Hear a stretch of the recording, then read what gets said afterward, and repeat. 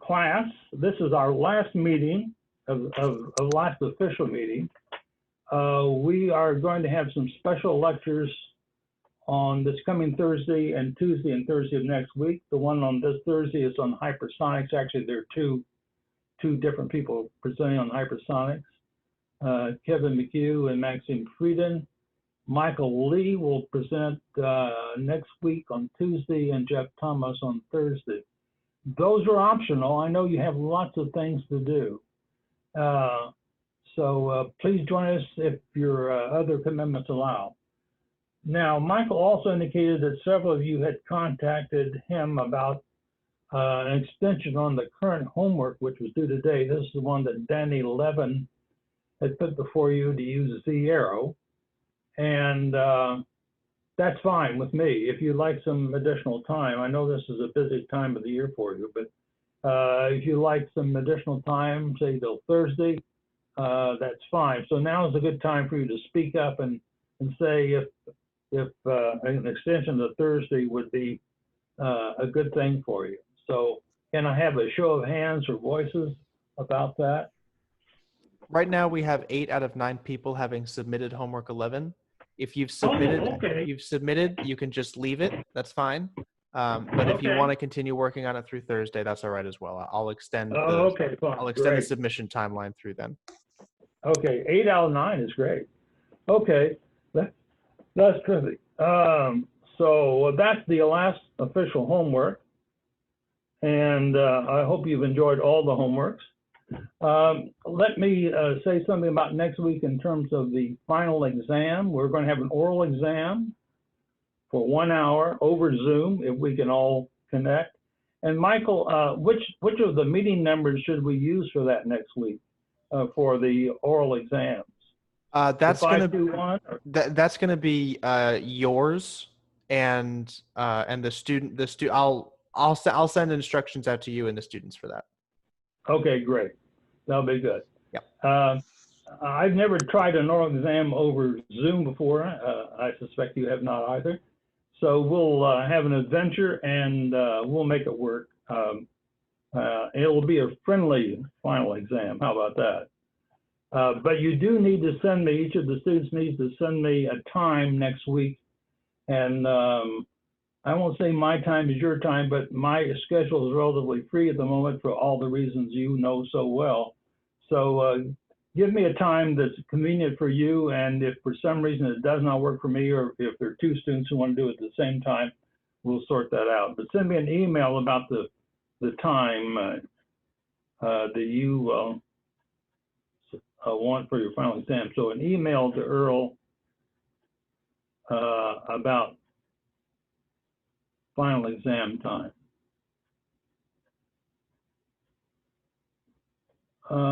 Let's see, what else?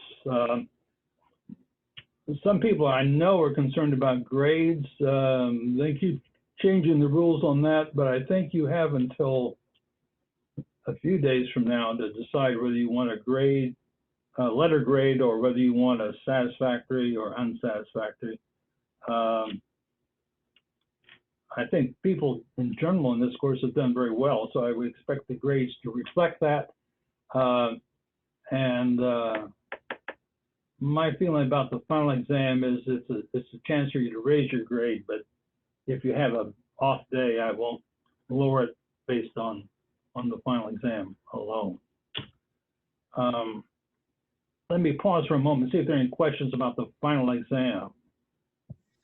So, hey, Dr. Dow, this is Matthew. So there's Sure. final exam is next week, and we just have to pick out a time next week and suggest it to you? That's right. That's correct. All right. Thank you. I recommend against picking 10:05 on Tuesday or Thursday. So that's right. That's right, because we are going to have those presentations from 10 to 11:30 on Tuesday and Thursday. So other than that, I'm open. Other questions about the final exam? Should we use our whiteboard function on Zoom to try to write out equations or graphs, or will it just be? Okay. Yeah, I thought about that, and I think the answer is no, because it's going to be too much of a hassle. So we'll write equations in the ether, right? I may ask you some questions about equations, but I won't actually ask you to write them down. Okay, sounds good. Yeah, and you're welcome to bring anything to that hour that you like, except a consulting expert. So you can bring the text, and if I can get my overhead working between now and then, we might look at an equation together in the text. So you might want to bring your text with you. Other questions about the final exam?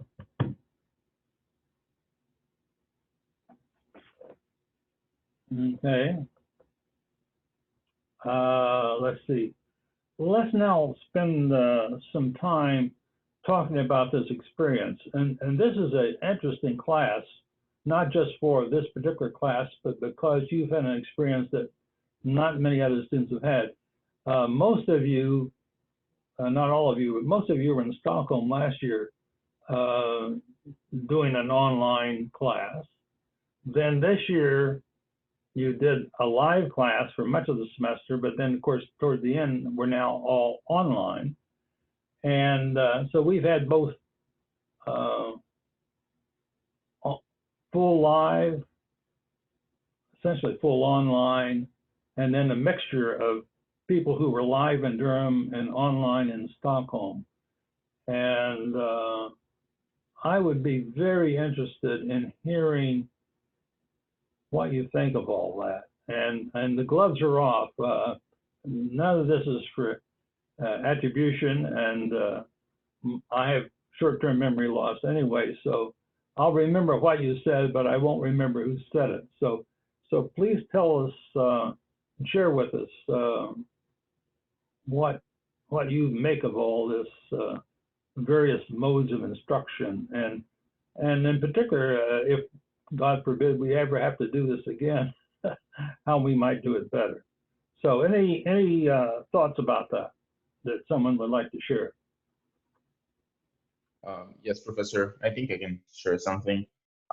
Probably the first thing in my opinion is that this later setup on Zoom is 100 times better than the previous setup with WebEx or whatever that was. The connection is better, we can hear, we can understand. I've watched a couple of recordings from these last lectures, and we can actually hear and understand the audio. So if you will have to go virtual again for Stockholm next year. So I would definitely recommend to keep on working on Zoom instead of WebEx and do whatever you've been doing so far, because this second half of the semester in the virtual was way better than it was in Stockholm last year. Okay. What do you think about online versus live, quite aside from the technology? Any thought about that? Hi, Professor, this is Yuhan. Can you hear me? Yes. For me, I feel like I prefer to do it face-to-face one. I like the way like you writing all the formulas down and derive it step by step. And I guess I don't know if it's only for me. It's like the second half of this semester, although the audience is much better through the Zoom, but I feel like I'm not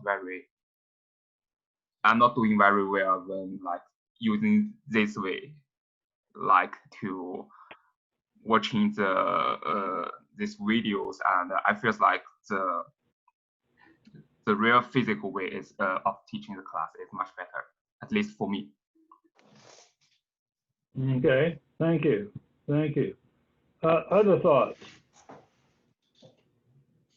Hi, Professor. This is Matthew. Yes. If the class is constrained to online, I believe that the best, I learn best not whenever I'm looking at textbooks, but if I can follow along with handwritten notes. Because if there's just a wall of text on my screen and it's already blocked out, there's just too much. There's just almost too much for me to look at, and I hear that. It's not as organic as you writing it down on paper and then going through the formulation that way. Yeah. I hear that. I had an experience teaching an undergraduate course several years ago, and I thought, oh, I'd written up the notes for the course. It wasn't yet a book, but it was a very extensive set of notes with text and figures and all the rest of it. And so I said, well, since I've already written it up, I'll just put it on a document camera, much like this, except it was being done live, right? So I had a live audience, if you will, a live class, but I was flashing this all up on the screen. And I discovered two things. One is I went much faster. So about 2/3 of the way through the course, I'd completed what I normally complete in an entire semester, because I didn't have to write down on the board, right? Right. And so part of that was I was going too fast. I was going much faster because I didn't have to write out. You have to write it, that slows you down. And what several of the students in that class said, they needed me to go at a slower pace. Of course, I've seen the material before, right? And so it didn't seem that fast to me. Yeah.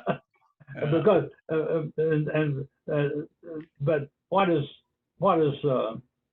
relatively slow to me, having looked at the material a lot over the years, may not be slow to somebody else, and fast may not be the same either. So yeah, I hear what you're saying. I think that's a good point. I think that's a good point. And I was doing that, as you might imagine, because it's convenient, right? I've written the book, Yeah. and it's convenient for me to just use the book since I'm very familiar with it. But I hear what you're saying. That's a good point. Thank you. Thank you. Other thoughts?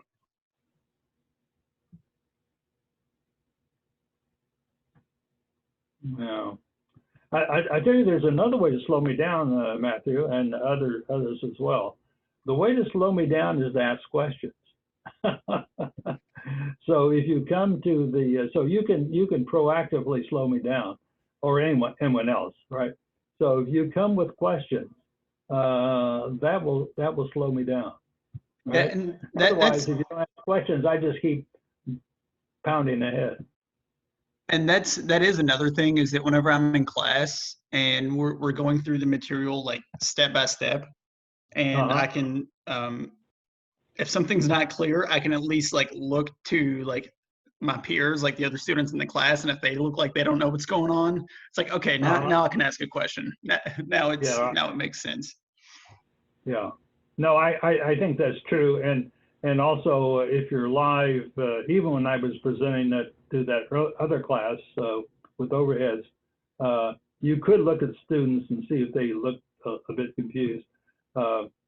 But so you can read body language and face language to some degree, at least. So, and I assume that's true of students with respect to each other. You can look around and see if everyone else is as puzzled as you are about what the instructor just said. That's a good point. Yeah. Other comments or suggestions? So I didn't get the lovely chance to be in Sweden and have to take the first part of this course online. But that being said, that being said, the online has been okay. Zoom definitely works pretty well. I have some other courses that were on Zoom as well. I do prefer in-person classes, but if we had to do this again, I think Zoom is a fairly useful tool. We've used WebEx for some other meetings, but I think Zoom has had slightly less issues in terms of lectures and recording and easy to share material. So I think for some reason, if we ever have to do online again, Zoom is a pretty useful tool. Yeah. Let me ask you a more philosophical question. This really deals with sort of the future of higher education and universities. It's a lot less expensive for the university to do a Zoom class and have the professors stay home and eliminate classrooms, maybe even eliminate office space or have shared office space for some faculty. I mean, you can imagine all kinds of things happening down the line if if you had the opportunity to go to a university where most of the classes were on Zoom versus a university where most of the classes were live versus another university where they had mixed classes where there were some live students, but also some people coming in through Zoom or whatever, which one of those would you want to do?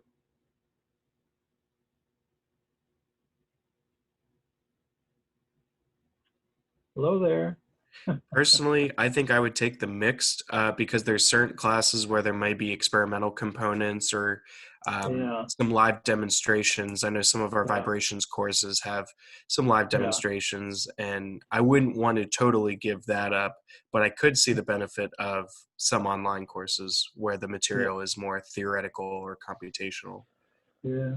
This is well, Michael. Also, you can imagine if you have online courses, you're not tied to a single university, right? Necessarily. I mean, the universities have to agree among themselves, but you could imagine if you're doing it online, you could take one course from Stanford and one from Duke and one from MIT and one from Northwestern and so forth. Now, how they would sort out the income line associated with that and who gave you a degree and so forth, those are other issues. Let me mention one other thing. I have a granddaughter who's a first-year student at Brown. And of course, she's home taking courses online now. And I talked to my daughter, her mother, Sunday night, I think.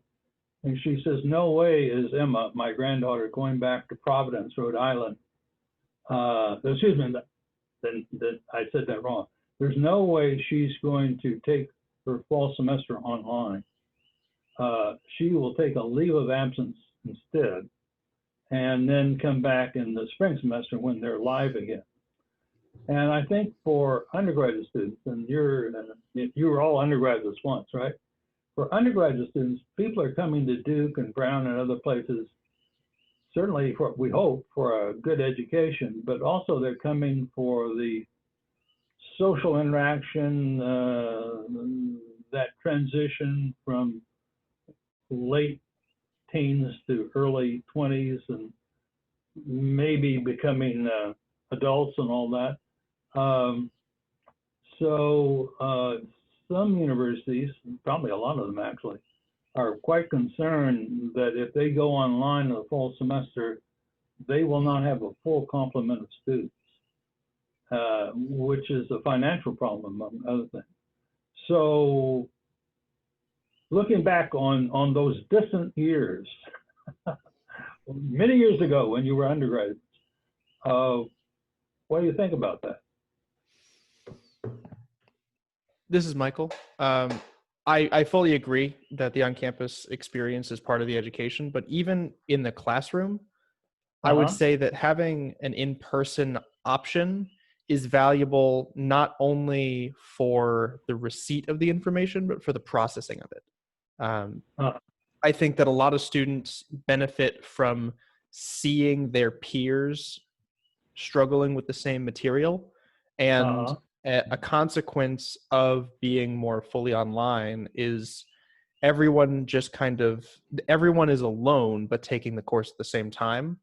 Whereas I think if you're physically in the same space, even if the lectures are online, if you all are working in the same offices or interacting with each other regularly, I think that it's more natural for there to be a shared struggle through the challenges of a course, whether that's an ease of collaboration when it's appropriate, or even if it's just someone bumping into someone else and realizing that they're not the only person who hasn't figured out the answer to a problem yet. And I think that the isolation that comes along with having everything be fully virtual is debilitating for the educational process. Yeah, I hear that. Having said that, let me ask you this question. I realize this is a relatively small group, but again, have any of you done an individual Zoom? I shouldn't say individual. Have any of the students gotten together in groups of 2, 3, or up to 8 or 9, and for example, talked about the homework, which is fine, by the way, if you have, or talked about anything else? it isn't quite the same as being together live, but I was I went to a birthday party on Friday afternoon, a Zoom birthday party, and it was different, right? In part because in this case we had people from out of town who probably wouldn't have come to the birthday party normally physically because they've been too far. Some of them were in Europe actually, but they were all there, and it was a different but interesting experience from a live birthday party. But presumably you could gather outside of the normal class hour and talk together as students. Have any of you done that either in this course or any of the other courses you're taking? Well, this is Daniele. I mean, yeah, several of us have been still kept on gathering after classes and spending time together in live. But it depends, like if the whole education system is going to switch to an online format, we're no longer going to be all in the same place. Like the four of us were one from south of Italy, one from north of Italy, one from the Netherlands, and the other one from Belgium.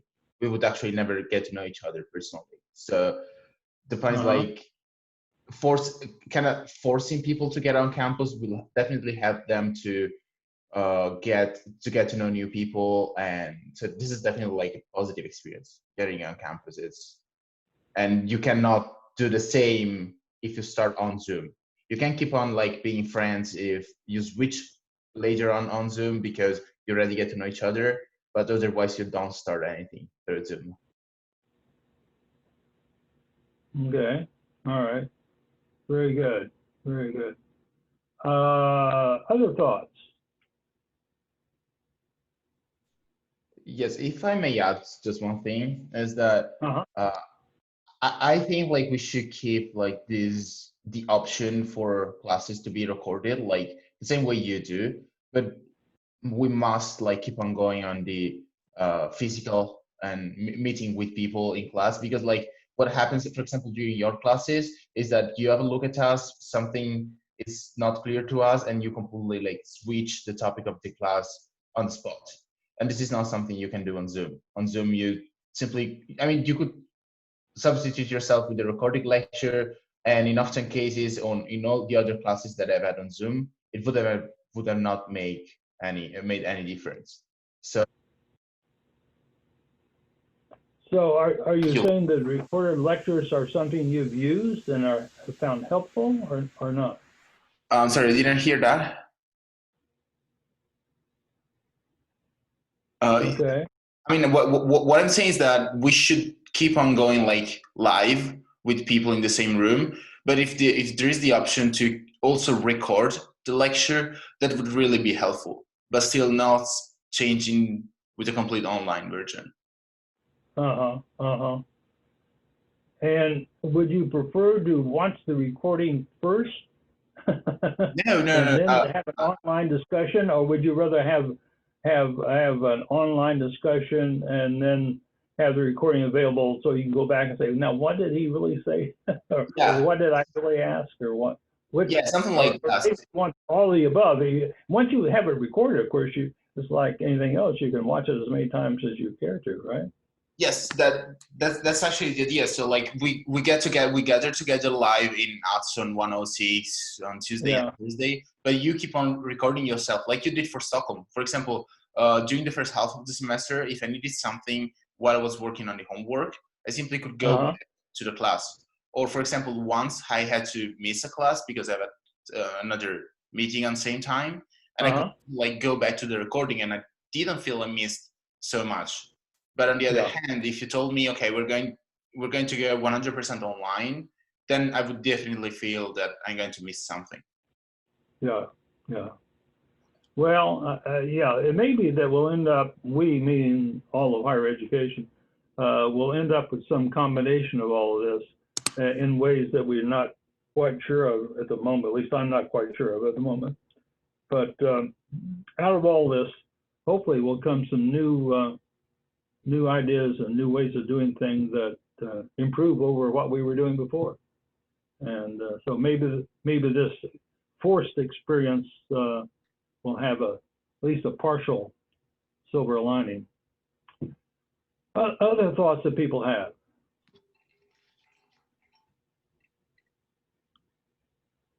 Are you all done with all your other courses, or are you still working on?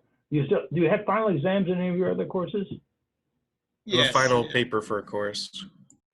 Yeah, but I've heard that a lot of people are canceling final exams. Of course, again, this is a relatively small sample, but any trends of that sort that you see? Of course, this could be a one-time only, but even so, I'm interested in that. One of my courses, they made their final exam optional. Oh, did they? Yeah. Yeah, so if you want a letter grade, you take the final exam, and if you don't have to take it. Oh, really? Okay. Yeah. That's interesting. Yeah, I'm sure there are all sorts of combinations this semester as people try to figure out what's the best given the circumstances.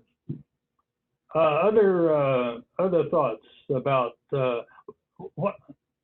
Since we have a little time, if you don't mind, I hope this is not being too much of an invasion of your privacy. How about going around the Zoom room and telling me what you're going to do after you complete your semester here at Duke? What's next for each of you?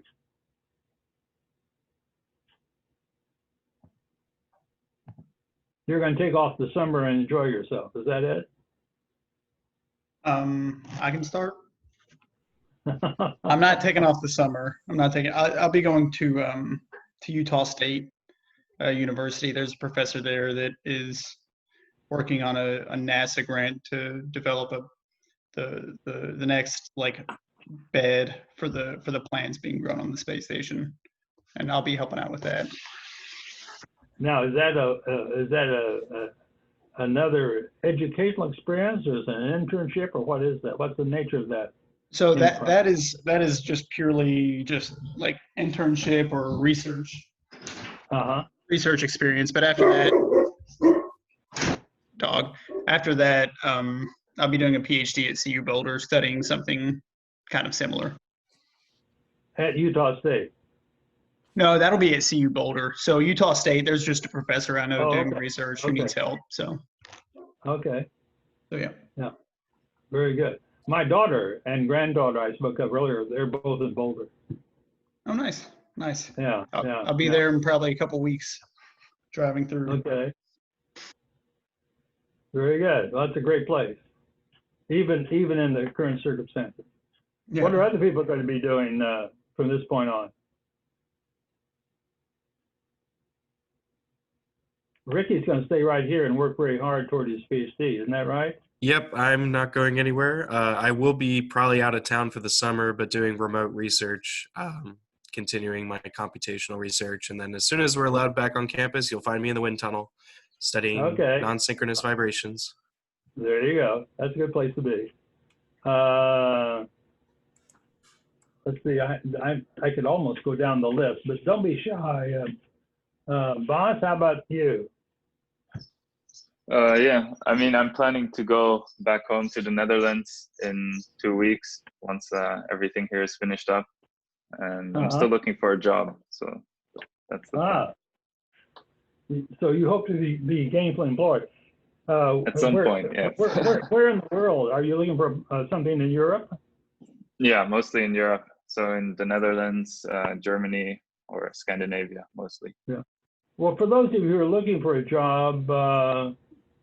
Is it hard now? Is it really hard because of the coronavirus to make connections with potential employers? I would say for me, it depends. I mean, I still see like jobs being listed and people are still looking. But other places, like I was in 2 final round interviews and then they reached out and said that they've stopped hiring for the moment. Yeah. So I should stay in touch with them and maybe in a couple months. But so it sort of depends. Well, it's going to be difficult because some of these companies, of course, are furloughing people, and it's hard to hire new people at the same time you're furloughing people that you have had for a while. Jan, what are you up to? You're going to go to graduate school somewhere, aren't you? Are you still going to Imperial College or someplace? Yes. So my plan for next year is after going back to Belgium. So yeah, same as Bas, I will be going back to Europe in approximately 2 weeks. And then I received an offer from Imperial for a PhD there. But oh, good. Yeah, I'm really happy about that. But I still need to decide if I will take it or not. I did not accept it yet. Oh, why? What? If I may ask, and you don't have to answer every question I ask. What are the considerations? What are you debating? What are the pluses and minuses? I mean, it's more that I'm trying to see every option that I have, and I'm still waiting for some of them. And then on top of that's just a more practical question. It's more that the offer that they send me at the moment is to start in October, and that's a bit late for me. And so I'm in the process of asking them. We're in the process to moving that date to an earlier date, more like in August or something like that, if the pandemic allows it. Oh yeah. Well, they're probably also dealing with the question of whether they're open or closed or somewhere in between, yeah, right? Exactly. That's why at the moment they said October, just because to have like the safest date, basically. But Sivanon, what are you doing? What are you thinking about doing? Are you still there? I think we're missing a couple people on the call. Yeah, okay. I don't think Siv is here. Let's see who else is missing. Davide, I don't think is with us. Okay. I'm gonna start talking some points. I'm sorry? There's attendance and participation points, right? Yeah, absolutely. You get double credit for today. Absolutely. Danielle, are you here? Yes, I am. What are you up to? What will you be up to after all this is over? Well, I'm actually still a bit confused. I'm considering PhDs back in Europe or some other positions here in North America. That means USA or Canada, both of them.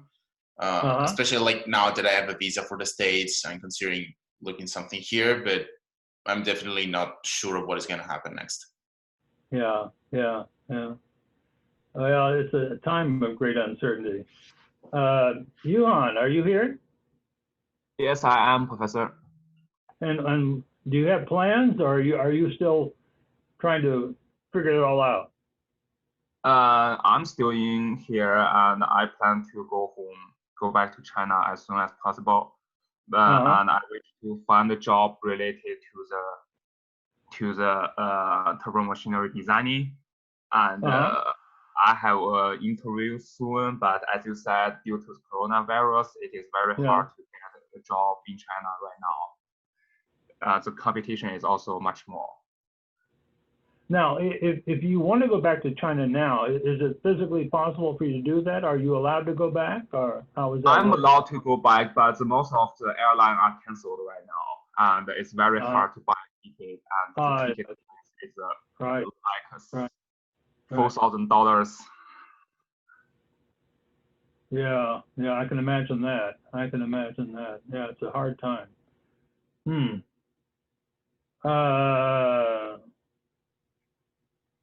Anil, are you still with us? He is not with us today. Not with us today. Okay. I think I've gone through. Did I miss anyone? We hear what Michael's about to do? Yeah, Michael, what are you going to do? So I'll be working for NASA this summer in the Aerospace Systems Analysis branch, ASAB, specifically in the Systems Aeronautics Concepts Directorate. Yep. I'll be working on flying cars. I'm going to be looking at urban air mobility, looking at ways to improve the possible aerodynamic phenomena that we can use to manipulate fixed wing vehicles to have significantly shortened takeoff or perhaps vertical takeoff options for commercial use in urban air mobility environments. And vertical takeoff for fixed wing? Yeah, vertical takeoff for fixed wing. Think like the F-35 with a significantly less expensive thrust vectoring. Okay. What about? Is this at Ames? No, this is gonna be at Langley. Okay, cool. Yeah, this is like TRL-1 stuff. And then in the fall, I'll be going to Northwestern University in Evanston, Illinois, just outside of Chicago, and I'll be doing a postdoc there with a couple of excellent researchers looking at chaotic mixing dynamics of fluids, and it's going to be chemically active flows instead of kind of conventional kinematic systems. Are there applications? Yeah, I can play both sides of the coin. Napalm and carbon capture. Napalm and carbon capture are basically the same physics as far as my research is concerned. So I think in either sense I should be okay as far as funding. Well, you gotta love the smell of napalm in the morning. That's right. Good morning. Good morning, Vietnam, right? That's right. Yeah. No, that movie is fairly old. How do you know that movie? Oh, I've seen a few movies in my time. No, I know, but I thought that was before your time. Okay, you were precocious. Well, I think we've covered everyone in terms of their plans or hopes or aspirations. If I don't hear or see you again before we all go our separate ways, it's been glad to have you in the class. I'm sorry that we weren't able to see more of each other live and in person, but so be it. You have an open invitation to come back to Duke at any time, viruses allowing. And until then, everyone have a good rest of the semester. I will look forward to seeing each of you one-on-one for our final exam next week. And I know you're looking forward to that as much as I am, right? Absolutely. Yep. Good. That's the right answer. Anything else for today before we close for the moment? So the optional presentations on Thursday and next week are going to be hosted at this same Zoom link. On Thursday, we're going to have Kevin and Max give a presentation on some hypersonics. And then next week, I'll be doing some stuff on reduced order modeling, and Jeff Thomas is going to be doing some stuff on CFD. So all of those logistically will be at this same Zoom link, same time, same place. As a reminder, the last homework, we've moved the deadline to Thursday, and we'll get them back to you next week. And I'll be sending an email out about the logistics of the one-on-one meetings with Dr. Dowell. Thank you. One question about the exam, because I was not able to join the beginning of the call. Can you just repeat for me what will the exam consist of? I mean, I know there is one-on-one, and then will it be more like an exercise that we have to solve, more theoretical questions, or? I think the questions will probably be more conceptual, but if you want to spend some time preparing for the final exam, I would suggest you just go back through the homeworks and think not so much in terms of the details in the homework, but think about what was the big question, what was the basic premise of the question, and what did you learn from that homework exercise. In my experience, taking exams with Dr. Dowell, I have been. Dr. Dowell asked preliminary kind of baseline questions, and then he will up the difficulty until you can't answer them anymore. You gave away my strategy. Students, don't think that you're doing poorly if you can't answer a question that Dr. Dowell asks. That's his goal. That's right. That's right. If I ask you a hard question, take it as a compliment. That means I think you're capable of dealing with a hard question. Does that help? Okay, thank you very much. Okay, very good. I'll look forward to seeing you online next week then. See you next week. Take care. Perfect.